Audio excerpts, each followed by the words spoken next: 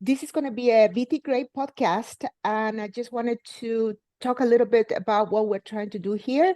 At the VT Grade, between the VT Grade fellows, we decided that it would be a good idea to have a podcast and have students talk about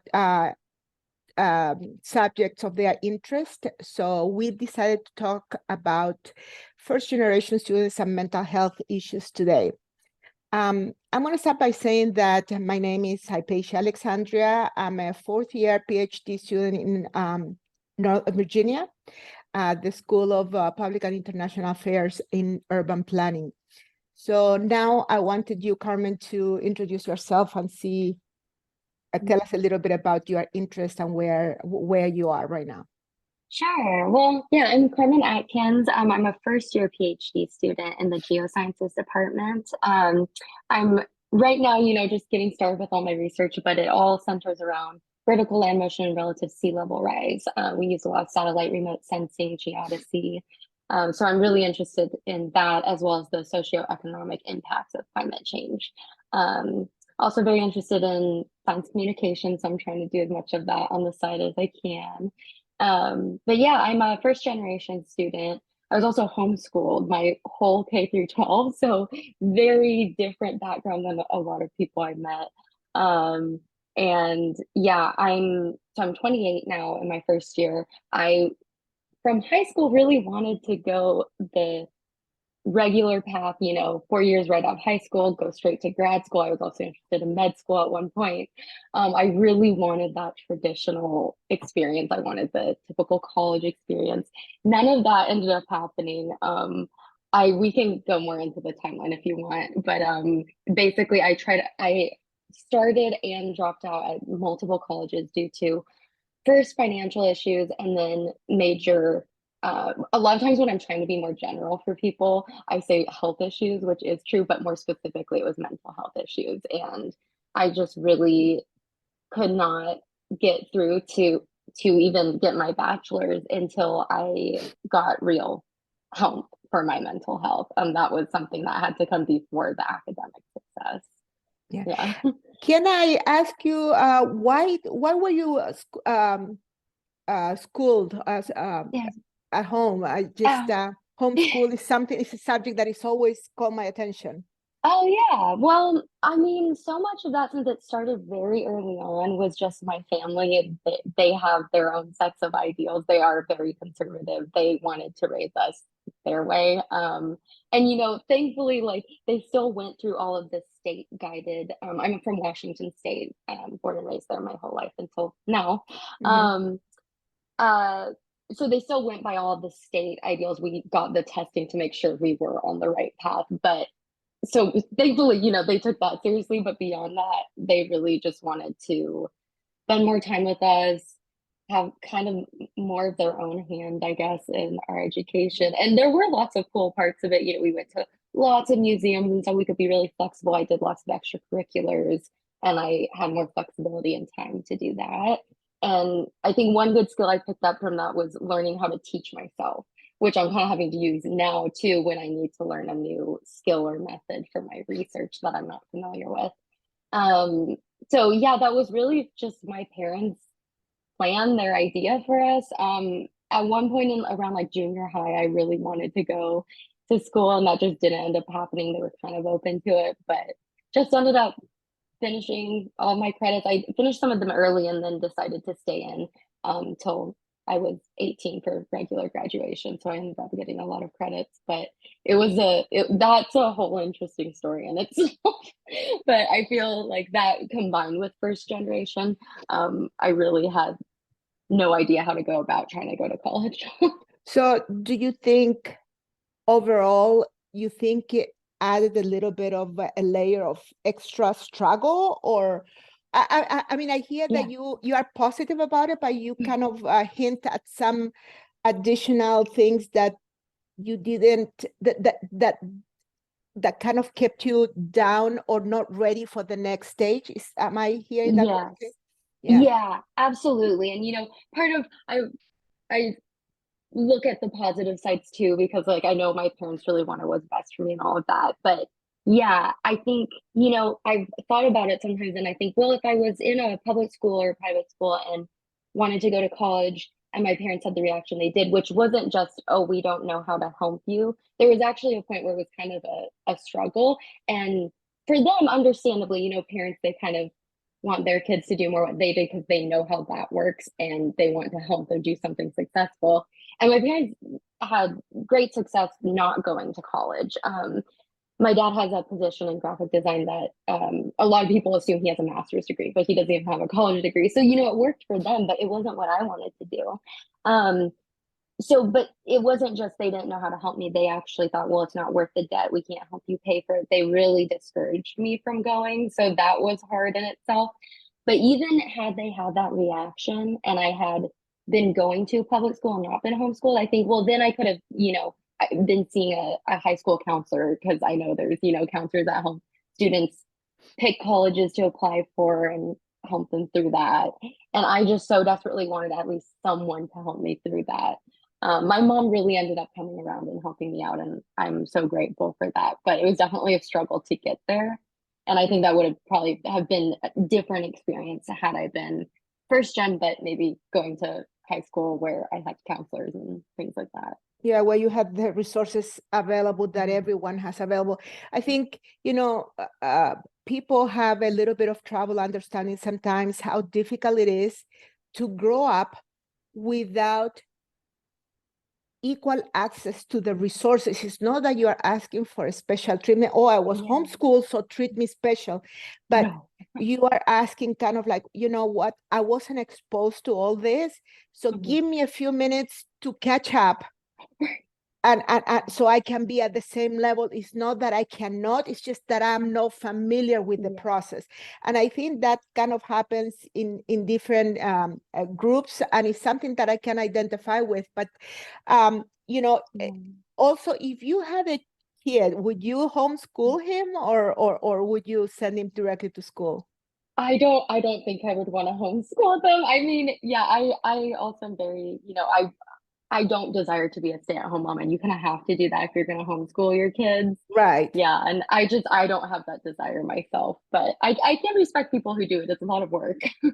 Okay. Yeah. Yeah. See, yeah, it's kind of like it's a double-edged sword. I think, but like with Yeah. everything, you have unintended consequences. It's just you have to kind of understand how those consequences affect you, and then pick from there what is best for you. I don't think there is a recipe, but Yeah. sometimes that is difficult to communicate because we all get kind of boxed into this different or labeled into this different box, or put into different boxes, and the expectations are that once you get to college, we all been brought up the same way, that we all know all the resources that are available to us, and we should kind of at that point be self-screened by abilities and skills and stuff like that. But there is so much more that is not seen. And generally when you are a freshman, you don't go to school and you go, well,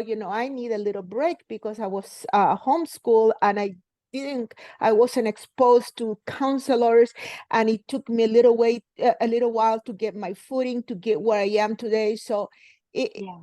to me, that sometimes it is very difficult for a student to do. Mhm. So some do it, but some other, I mean, when not all of us have the same personality, and I think sometimes it takes a little different personality to be so open about what we feel might be shortcomings, or what might feel obstacles in a way, to come out and just say, please, give me a break, give me extra time so I can move on. And I Mhm. think that might end up causing some mental issues sometimes, in the sense that you feel frustrated, you feel kind of left behind, you Mhm. feel kind of isolated, and asking or listening to your friends talking, oh yeah, my counselor told me to do this, my counselor told me to go that way and this way. Yeah. And then you never experience that, and you start wondering, oh, okay, so and I don't know, I imagine that sometimes might cause a little bit of resentment, because Mm. you feel that you did not have the same opportunities available to you while you were trying to experience the same kids that went to a regular school, whether it's private or public, and were exposed to all those experiences? Because I think experiences make or enhance your point of view, and when you have an enhanced point of view, you are able to pick the resources from different places or know where to look for them, because nobody's going to take you by hand and say, do this, do that, but at least you go, okay, I think I can find this that I'm missing over here, over there. Yeah. So do you feel that kind of was part of your experience? Yeah, which part are you asking about specifically? Like you mentioned resentment, like how that would build, which I could see. Yeah, well, I Yeah, think, being exposed to all these resources that other students that you're going to be kind of competing with, because that's what you do in college. You are competing to graduate, to get the best job, that you were not exposed to that experience. So that makes it that you have to invest some of your time that your peers already acquired before they got to college. Now you're having to invest your time in your schooling, plus learning those things that you didn't learn while you went to high school. Right. Yeah, it's like you're adding all of this stuff on that some other people learned before, and you're kind of learning it as you go. And Right. college is stressful enough already. Right. Yeah, I think because I mean that was definitely the struggle, exactly like you're explaining. I really am glad that I can have the perspective I have on it now. I think at first, more than any kind of like bitterness or resentment, I think when I was going through it, it was just really hard. And if anything, I felt kind of embarrassed. Like I said, I wanted that traditional experience so badly. You know, didn't want to admit that I was struggling with all these other things. And, again, especially with mental health, there's so many more people struggling with it than you think. We don't, in my opinion, talk enough about it. But now with where I am, so it took some time, but now where I'm at, I'm actually, I don't know if I would have chosen for things to go that way when I was younger. Of course, it was hard, but now I honestly feel like having to work through all of that really made me a lot more resourceful and very definitely built my resilience. So now I feel more like when these things do come up, which sometimes I still am in those similar situations now in grad school, um, I feel like I have much more of an ability and belief in myself to figure out problems that come up, even though it'll way spike my anxiety, like I one feel that I can problem solve really well with those more practical things that sometimes come out of nowhere for me, and like they do in life for everyone. But also it's I've been in groups of people, whether it's in college or undergrad now, or sorry, grad school now. Um, and they'll say, "Oh, you need to look at these resources and read up on this." And I'll have already done all of that. Like it's kind of made me hyper prepared a lot of the time, not always, but I think that is a strength that's come out of it because I had to do all that myself. And that's something I'm really big on is, realizing how we grow from our struggles, but then also even gain skills that we might have not had otherwise that can actually help get us ahead. So there's a lot of different ways that I think it has helped me and that I'm thankful for that now. But yeah, there was definitely before I got to this perspective that I have now and kind of appreciating it, there was a lot of, yeah, like kind of almost even shame, just feeling like, oh, I'm behind because of this. A lot of what you were explaining. But yeah, for anyone who feels that way now, I just want to say like you can get some really valuable skills through it if you just keep pushing. And that doesn't mean it's easy now, but it could benefit you later and you'll look back and kind of be grateful for what you learned through it. Are you just doing your PhD at Virginia Tech, or did you come for your master's too?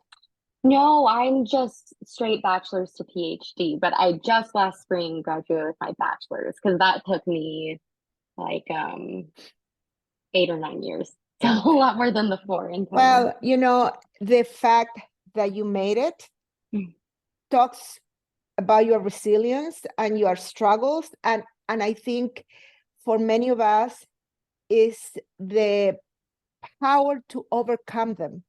And of course, I think you come out stronger, but sometimes in the way I found myself in a really bad place often. Yeah. And so in those cases, I think it's very important for students to seek help. And, I found that Virginia Tech has some good help for students, going through this kind of struggles. And it doesn't mean that you are any less. I mean, it takes a while Oh, to yeah. understand that, because you just feel, I think for me, the biggest thing was also the shame, more than anything, because, for me, it was depression and anxiety. Yeah, And, same. I feel that the shame of that, the kind of like, you want to tell everybody, give me a break, give me a minute, I'm trying to get my footing, and I'm trying, you are learning twice at the same time that your peers are already have half the way done, and they're just coming to do the schoolwork.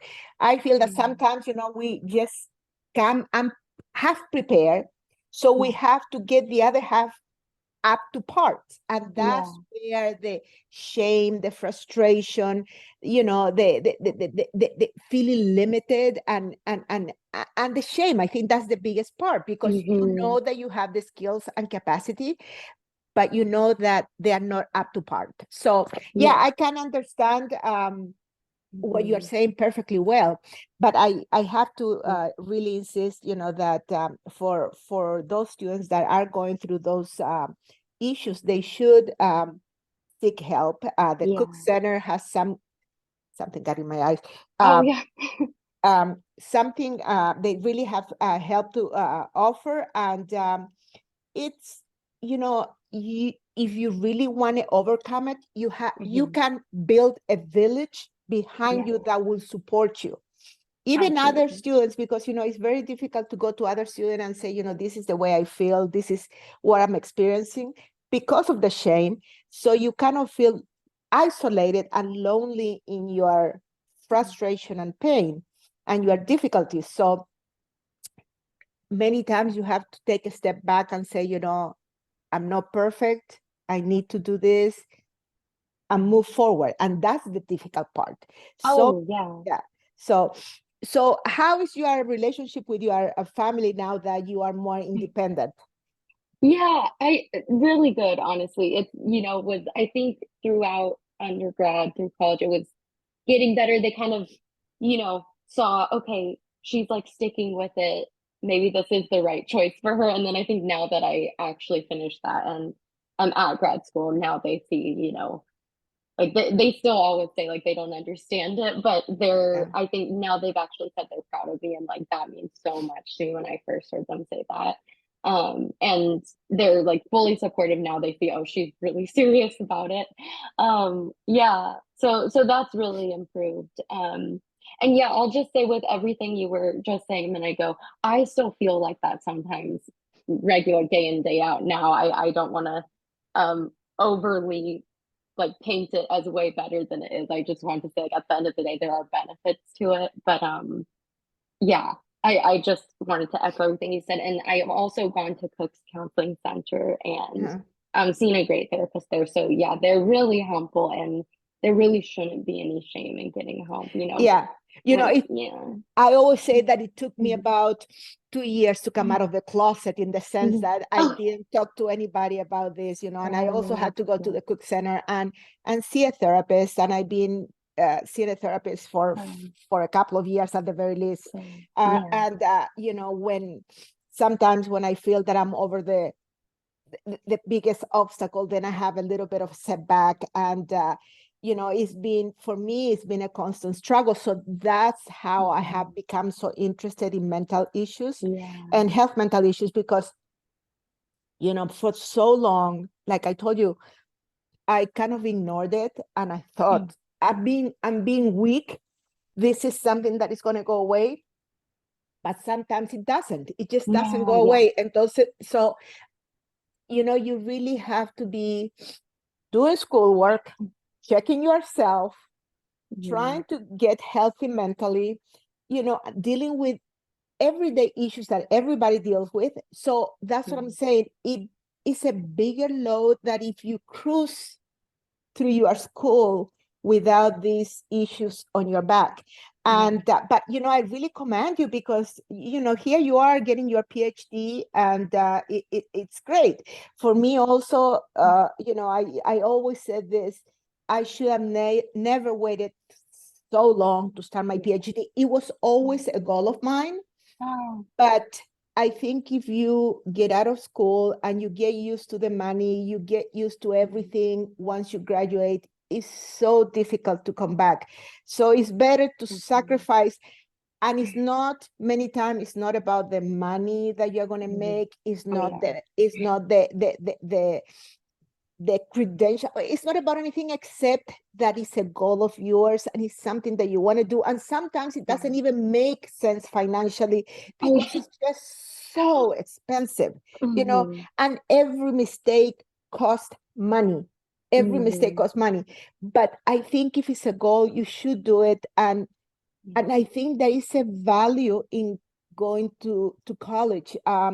You don't, in college, they don't teach you a subject per se, and you don't get your specialty per se, but you learn how to find the resources that will take you to the end of your journey.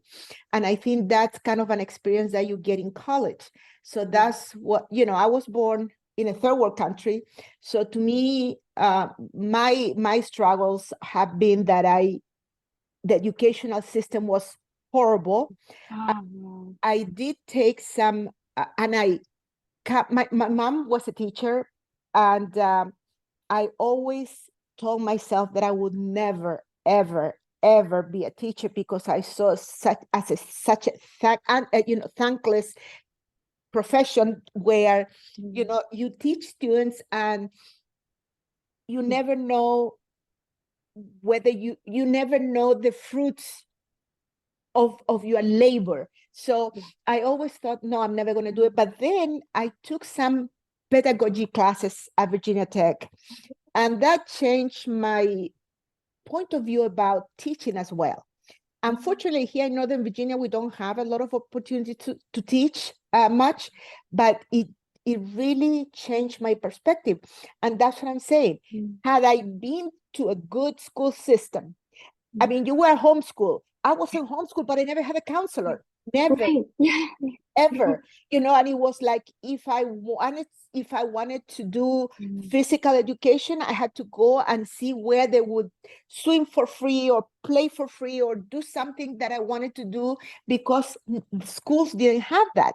So I had I didn't have the experience that most college and most high school students get in this country. So when I came to college, I had to, learn that all those things have been available for the students all the time. And I was plainly behind everything. So, for me, the issues didn't start during sophomore and master because of the shame. I mean, I'm sure they were there, but you have your persona where you present yourself like happy-go-lucky, and then you have your real self where you are thinking, why me? What is it? What can I do to make myself even with the other students so I don't have to fall behind all the time? And you start feeling your assertiveness and your self-confidence starts failing you, and you start thinking something is wrong with me. So in my case, I start pushing that down and kind of putting the lid on it, and just self-esteem destroyed, self-confidence destroyed, and kind of starting to believe that when you look next to you and you see somebody passing you by and you go like, oh yeah, they are more capable, they have and it's not that they didn't have all the load, the extra load that I had when I came to college. So, but it really, the big crisis came from my PhD. I mean, the stress came so much because, that falling behind, it goes with you. You kind of catch up, but not quite. So there's always a little something Yeah. a little gap that you don't overcome. Yeah. So It's exhausting. yeah, it's exhausting because you have to be thinking about all these things so people can see you from the outside like a kind of a normal student, that you had all the things that everybody, because I'm not saying that it's their fault, or I'm just saying that it takes me longer, not because I am not capable, but because I have to look, or I have to understand that there is help. I knew about the Cook Center for a while, but oh, well, yeah, sure, Cook Center, Mhm. until you finally go, I cannot do this on my own anymore. I have to seek help. And that's where my interest in these mental health issues is, that I wish that we can take the shame out of this process and Yeah. just tell students, go and seek help. They are going to help you. You are going to get better. Not every day, like you say. I mean, It's up and down, yeah. up and down, right? And so you really have to push yourself and keep Mhm. going. But there is an end. I've always said, and I always make this comment, I'll crawl to my PhD graduation day, but I will get it because I waited so long. I Yeah. love the program. It's not that I don't love it, but you know, on top of that, I have attention deficit. So that makes it more difficult to concentrate. So all these things is like a boiling pot that at one point is going to start spilling. And that's the way I see it. I mean, it's and since I mentioned this to a couple of students, I I'm very surprised because they make comments like, I'm having problems staying on task. I'm having problems staying motivated. And I don't think they would have never, ever made those comments hadn't I told them, you know what? Yeah. I'm going through this. It's okay. Yeah. It is not the best situation, but because of your resilience, you deal with it. Uh, Exactly. and so, I think it's super great. So, are you happy in the program? Are you seeing that you are moving in the um, in the direction that you want? Yeah, no, I really love my program. I love my lab group and I have an awesome advisor. And so sometimes I think that's also great. It almost gives me more anxiety because I'm like, it's so wonderful. I don't want to mess it up. And Yeah, like, this is very much my dream. Um, yeah, so I'm really happy with the program so far. Still learning a lot. It's only my second semester, but yeah, yeah, I'm really enjoying it. So yeah, it's lots of times I'm just having to try and remind myself of, you know, how badly I wanted to be here and why I'm doing what I'm doing. And then also reminding myself of the things that I have overcome. Like now that I'm at grad school, it's so easy to forget how hard it was to get my bachelor's and forget that and think, oh, I have no skills to do what I'm doing here. It's like a whole new level of imposter syndrome for me. yeah, Um, but then I look back and I think, no, remember like how far you got, and that was hard at the time, and now you're just up leveling. Like this is the next thing to tackle. But yeah, it's some days are easier than others. But something that I feel very grateful for is that I have an awesome lab. I really like my whole department. So that honestly, if you're happy with that, it does help. So I'm very grateful to have that, and then all the resources like you were talking about. yeah. Yeah. So you mentioned something, and I Mhm. think it's a kind of important to kind of dissect it a little bit, the imposter syndrome. Yeah. Tell me a little bit about more about that.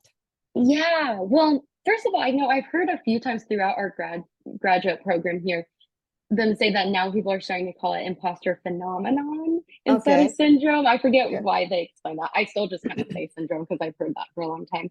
But yeah, I think, that's something I always heard about, especially when you talk about first gen students or any non-traditional students. And I felt like I understood it in undergrad. And I think I definitely had a good taste of it. But as as great as my program and everything is here, um, I feel like I'm experiencing that so much more to its fullest extent here in grad school. Like and I'm more with mental health. It was, I mean, very, very difficult. I couldn't even be in school for a while during undergrad. Now it's at a point where it's hard, but I have gained coping mechanisms, and it's just a kind of, you know, some days it's more of a struggle than other days, but I'm just trying to manage it. Now I'll say the imposter syndrome, it's that's kind of worse. So, different things you deal with, they get a little better. You learn how to deal with them. I'm right now learning how to deal with like the most intense imposter syndrome I've experienced, which can also have a bad effect on your mental health. But I think I'm holding out. I'm doing okay. But it is really hard because before I felt it kind of where you just feel like you're not good enough. But now I'm experiencing that plus the component that people talk about with imposter syndrome, where you actually will think it's almost like you're being delusional. You kind of think, oh, they made a mistake letting me in here. Like, why did my advisor choose me to work with? Like, they're going to be so disappointed. There was some mistake. They thought I was more qualified than I am. And that's really been what's bothering me since getting to grad school, like at that part of imposter syndrome, which I think before I hadn't felt quite that element of it.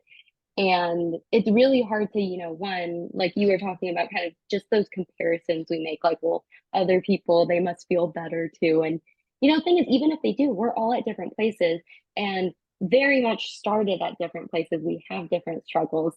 But also a kind of, it's not good that these things are common, but it's also comforting when we can communicate with others and share those. Like I've had the same experience you were mentioning, where if I start opening up about it and being a little more transparent, so many students open up saying they're having similar issues. And that, to me, tends to be very true with imposter syndrome too. Like, I was in the seminar and I had to present my research. I was so scared and stressed about it. Just thought I had no place sharing anything about my research. Like, I'll say all the wrong things. And then I mentioned that to a few other students, and right away they were like, yeah, it's so intimidating to me. I'm like, this class really stresses me out. And I was like, oh, they're feeling exactly the same way. And like, that's why I really love what you're doing here with this.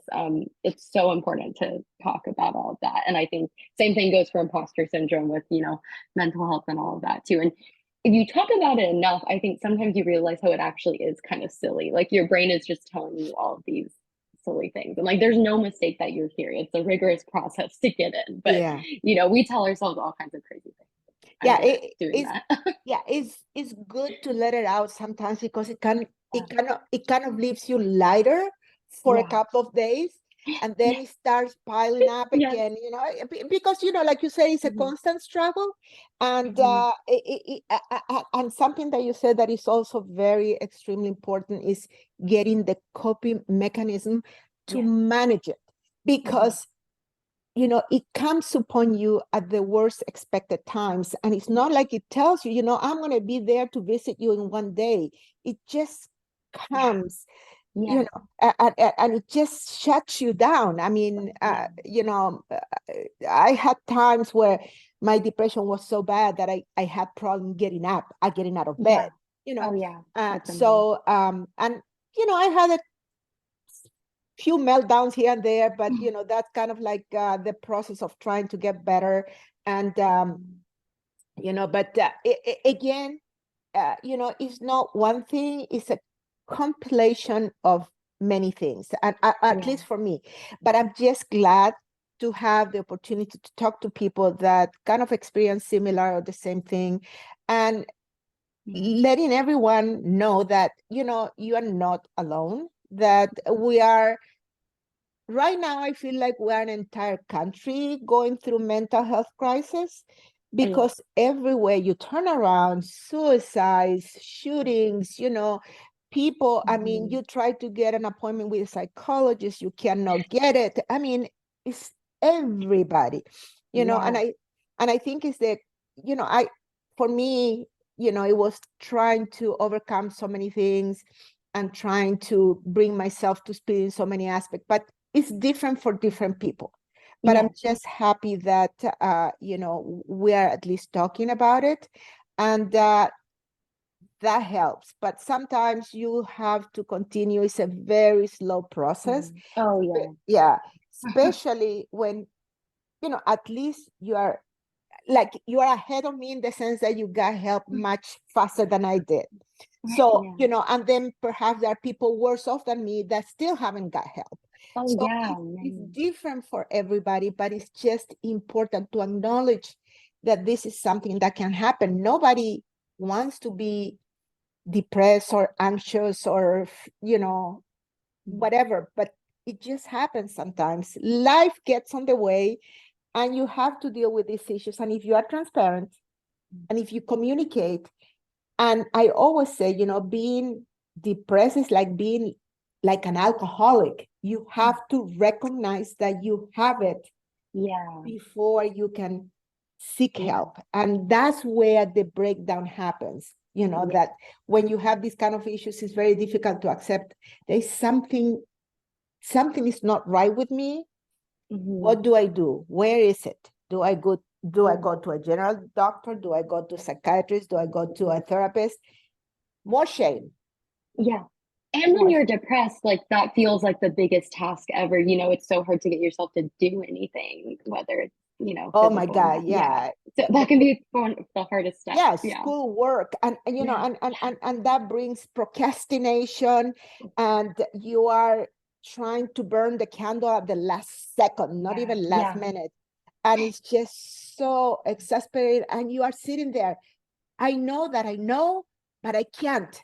You are kind of paralyzed. So Yes. yeah, and that's it, it is horrible. It is horrible to go through that, especially when you go to a PhD program and you go like, what is wrong with me? I shouldn't be here. I mean, or why am I here? Am I giving myself more credit than I deserve? I don't. I think ultimately we don't give more credit than what we deserve. I think we know what we are capable of, but we have so many obstacles, imaginary or real.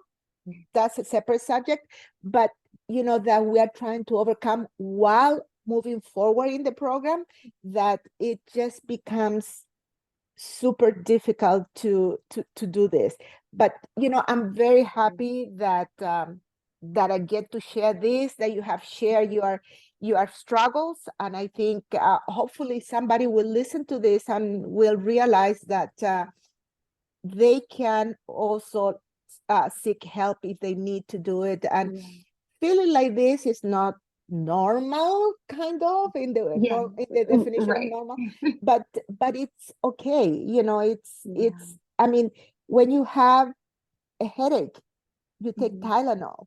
But when we have mental health, we suffer in silence until one day we cannot do it anymore. So you have to seek for help. You have to seek help. You have to look for help before you get to the point that it's too much. Yeah, exactly. And that just happened to happen very quickly and suddenly for me. Once when I went from Washington State to Pennsylvania for college, I thought if I get far enough away from home, like maybe I'll be a new person, I'll be fine. It was very much that not being transparent with yourself, even about your mental health issues. So I think that's another thing. It's being transparent with others, but also with yourself. Yeah. And yeah, so but I had a very like rude awakening. I mean, it was like life threatening, if you know what I mean. Yes. And that forced me to very quickly when my mom happened to find out, and she got very determined to get me home then. But yeah, I just wanted to say with all of that, it's so yeah, even whether it's minor or extreme too, because even though I had that very rude awakening where it was very extreme, there's been times where then I tell myself, well, it's minor enough now. I can get over it myself. And I think a lot of us here in grad school have that mentality of just like grin and bear it, push through, like be strong. But even day to day, I realize, like we said, those little things build up. So I have to be very aware of how I'm feeling and like gentle with myself and caring like you would be with your own kid or something. Like that's how I try and think of it. Because that's my approach to not letting it build up like it did that one time. But yeah, just saying with wrapping up that getting help is so crucial. And I don't want to make it sound like, oh, I just, I'm so resilient. Like, no, I mean, I've built that up to it and I'm proud of that now. But I would probably not even be here like at all, and definitely not in grad school if it weren't for really great psychologists and medication too. That can really help as well, and then learning all of the coping mechanisms that healthy ones that you can do yourself as you move on because it'll get better, but it's never totally gone. You always have to kind of watch it and make sure it's not gonna, jump up. And I think especially while you're in grad school. So Yeah. yeah, all of that's really great, and I'm really glad we have so many resources here, like Cook's Counseling Yeah. Center. Yeah. Okay. Well, I think we've talked long enough. Yeah. Oh, yeah. This can go on forever because it's such a fascinating subject for me, because I learn from everybody and I learn from me every day, every minute, because I'm always trying to manage myself. That's my coping mechanism and I'm trying to figure out what is going to not set me off like going crazy, but set me off into a deep, abyss and just getting into that hole that you find so difficult to come out sometimes. But Yeah. I'm so glad that we got to talk to each other, and Me hopefully, too. we'll have the opportunity again if need be. And, I wish you the best in the program. I Thank think you. you are getting the tools, and I think you are already resilient, and there is no shame in being resilient. I mean, I think that's something to be applauded. And, we do get a little bit of that too, when we go through this kind of up and downs in the program. But, thank you so much for Thank you. talking about this. Hopefully we've kind of put the word out there for other students that might be experiencing the same things. And, we've helped somebody. That's been the goal of the podcast that I wanted to convey to everybody. So Yeah. Well, I even feel like you helped me think about these things, right? Too. It was great to listen to you and hear some of your story as well. So yeah, thank you. yeah, Yeah. absolutely. It's just it's incredible how much help you feel when you talk to somebody. And Yes. that, I mean, a lot of people say no, but yes, it is. It just helps to vent out a little bit. Agreed. You do things. But again, thank you so Yeah. much. Thank It you. was a little bit difficult to get together, but I'm so happy. Yeah. And Sorry it took so long. no, I'm that's glad all we right. could do this now. Yeah. Yeah. All right. Well, Yeah. good luck, and Yeah. we'll run past. We'll run into each other again and Yeah. talk some more. Perfect. Okay. Okay. Well, thank you so much. I really All right. enjoyed it. All Okay. right. Bye bye. Me Have a too. good Bye one. bye. Bye.